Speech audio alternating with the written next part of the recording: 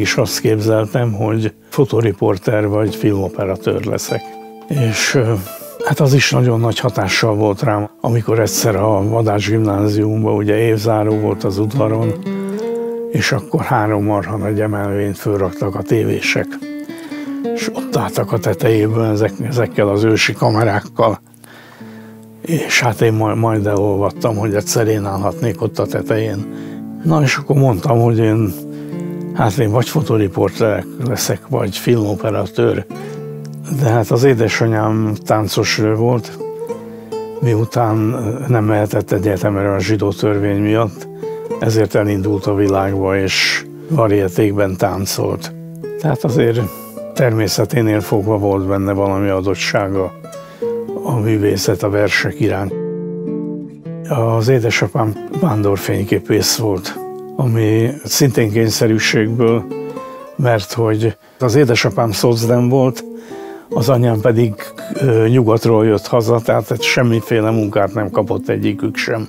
Egy ilyen lassú folyamaton keresztül végül az apám a barátaitól megtanult fényképezni. Iparengedélyt nem kaphatott, mert a szocdem pártból nem lépett át a kommunista pártba, tehát nagyon sok mindentől el volt zárva. Viszont egy olyan fényképésznek az iparengedélyével, aki kaphatott iparengedélyt, azzal dolgoztunk. Tehát akkoriban valami észveszejtő összegér, azt hiszem évi 5000 forintért bérelte annak az embernek a fényképészmesteri iparengedélyét, és azzal jártunk vidékre. 7-8 éves koromban én már tudtam filmet hívni, nagyítani. Hát ugye az eltén volt az egyetemi színpad, ami hát abban a korban egy nagyon szabad szellemű hely volt, és azon belül alapították többen az ELTE Amatőr Filmklubot.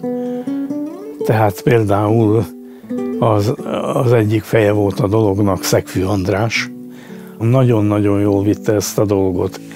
Tehát ott olyan technikát biztosította számunkra, természetesen az egyetemi színpad vezetésével együtt, ami példátlan volt akkoriban Magyarországon. 2 darab Pentaflex 16-os típusú NDK felvevőgépünk volt. Néha vigyázni kellett vele, mert hogy a kazetta ne akadjon el, azért egy gyufaszálat úgy közé kellett szorítani, hogy ne legyen probléma. De annak idején egy példátlanul magas szintű technikai ellátottságot biztosította számunkra. Azt hiszem, hogy azt jobban élveztem, mint az egész egyetemet. Ott 2 emberrel dolgoztam, a Jelessel, akivel tudjuk, hogy kicsoda, és volt egy Merc Nándor nevű csoporttársunk, aki aztán televíziós rendezőként egy autóbalesetben meghalt a Szódnál, ami iszonyatos veszteség volt az én életemben.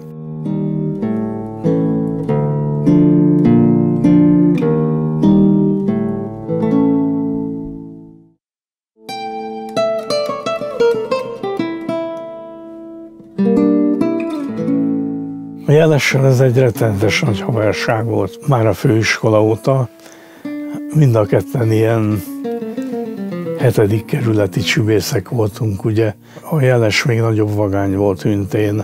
Hát először amatőr filmeket csináltunk, és a főiskolára is valószínűleg úgy kerültünk be, hogy már több alkalommal a Herschó átadott amatőrfesztiválon díjakat nekünk. Neki már nagy tapasztalata volt arról, hogy kik vagyunk. Tehát már mutattunk valamit. Akkoriban úgy volt, hogy 2 évig együtt jártunk, rendezők és operatőrök. Ez a Herschónak a tanítványa volt, aki a rendezőtanárom volt, amíg el nem hagyta az országot. Ugye ő disszidált annak idején, amikor másodévet fejeztük be, ha jól emlékszem pontosan. Az operatőr tanárom pedig Illés Győrő volt. Herschótól a szabadságot, tehát amikor a felvételi filmünket csináltuk, akkor Csepelen a csepeli bejáró mellett a Dunaparton volt egy úgynevezett jajtelep. Arról csináltuk a Jelessel a felvételi filmünket, ahol ilyen teljesen engedély nélküli bódékba, sátrakba, ilyen-olyan házakban laktak emberek. Hát az volt az első fantasztikus élményem a Herskóval, hogy arra gondoltam, hogy milyen jó lenne ott 35-ös filmre nem álló képeket, de rövid ráindulásokat csinálni. Tudod, hogy egy lány festi a szemét, és arra csak egy 6 kockát ráindulni, ahol be is villan az eleje, kitisztul a képnorma, és megint szétmegy a fényt, tehát megint szétfoszlik. Hát oda mentünk a Jelessel a Herskóhoz, és egy rohadt szó nélkül azonnal aláírta nekünk, hogy kapjunk egy 35-ös Ariflexet, és 30 méter anyagot és a laborköltséget. Na most az Andrissal az volt az érdekes, hát már nagyon megértettük egymást, hogy ugyanabban a kerületnek ugyanabban a körzetében nőttünk fel. Tehát sok mindenről azonos véleményünk volt, ahogy ott szemléltük a világot, azzal kapcsolatban is. Mi soha 3 szót nem beszéltünk a filmnek a szellemi tartalmáról, hogy azt hogy kéne kifejezni. Neki is fantasztikus vizuális elképzelései voltak, azon túl pedig rám hagyta, és biztos volt abban, hogy én jól fogom megcsinálni. Hát emlékszem, mikor az Álombrigádban a Rátonyi jelenetet vettük, és a kezemben volt a 16-os BL, és egyszer azt az ember megérez valamit, és így fogtam a kamerát a fülénél fogva, és így föltettem az ajtófélfára. Mondtam, ennek a kamerának itt a helye. Jeles fölnézett, igen, tényleg. Azt rögtön átlátja az ember, ha a másiknak valami jó jut az eszébe.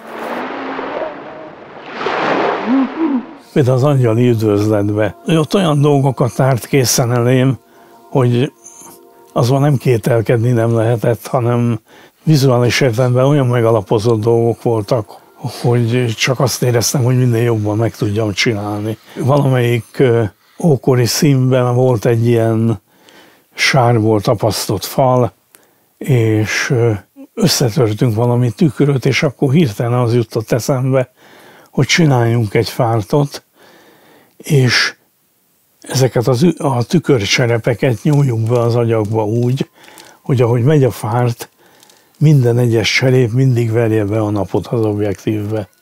Elkezdtük úgy benyomkodni, hát azzal egy fél napot biztos elbogaráztunk, de végül meg lett. Minden filmben egy kicsit más a szerep, tudod? Tehát például említenék egy rendezőt, úgy hívják, hogy Palásti György, akivel csináltam egy gyerekfilmet. Csak 16 éven aluljaknak és felülieknek. Palásti György rendező nemrég fejezte be új gyermekfilmjének, a Szeleburdi család megforgatását. Operatőr Kardos Sándor, zenesztő... Ott éreztem életemben szinte egyedül azt, hogy nekem itt most klasszikus értelemben operatőrnek kell lennem, és semmi másnak. Tehát a Gyuri reggel bejött egy cédulával, azon rajta volt a 11 beállítás, amit aznap kell csinálni. Ugye akkoriban 22 000 méter iszvenkolor negatív volt kiírva egy filmre. A Palásti Gyurival 10 000 méterből forgattuk le a filmet. És ő minden irónia és gúny nélkül azt mondta szép szeliden egy délután, hogy hát majd valamelyik magyar művészfilm elhasználja. Az például egy abszolút olyan helyzet volt, amikor nekem csak arra kellett figyelni, hogy megcsináljam azt, ami el volt várva. Személyesen a Bereményit nem ismertem. Neki ajánlottak sok operatőr természetesen az első filmjéhez. Úgy egyáltalán a Nemes Kürtinek jutott eszébe, hogy mi lenne, ha a Beremény rendezne egy filmet. Úgy jött létre az egész dolog. Én természetesen majd összetoltam magam, hogy engem kérjen fel erre a filmre, de amikor följött és ezt bejelentette, akkor azt a baromságot bírtam mondani, hogy nagy szerencséd van, hogy engem kérsz fel, mert hogy én vagyok az egyetlen, aki a filmet meg is tudja csinálni. Ekkora marhaságot bírtam mondani. Hát ez tükrözi a végtelen szerénytelenségemet, ami máig sajátom. Baromi jól választja ki a színészeket. Baromi jó a forgatókönyv. amikor ő elkezd rendezni, a színészekkel bepróbálja a helyszínen a jelenetet. Aztán azt mondja, hogy megmutatok a kamerának, akkor most mehetünk pihenni egy kicsit a büfébe. Az emberbe feltámadnak bizonyos vágyak.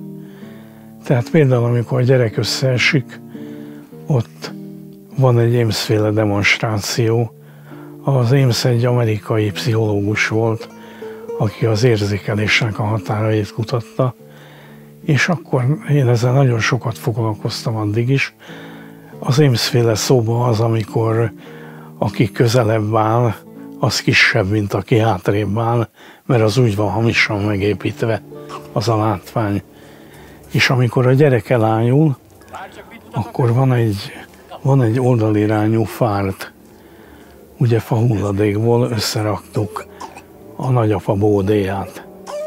Úgyhogy egyetlen szögből, mikor indul a fárt, az a nagyapa bódéja.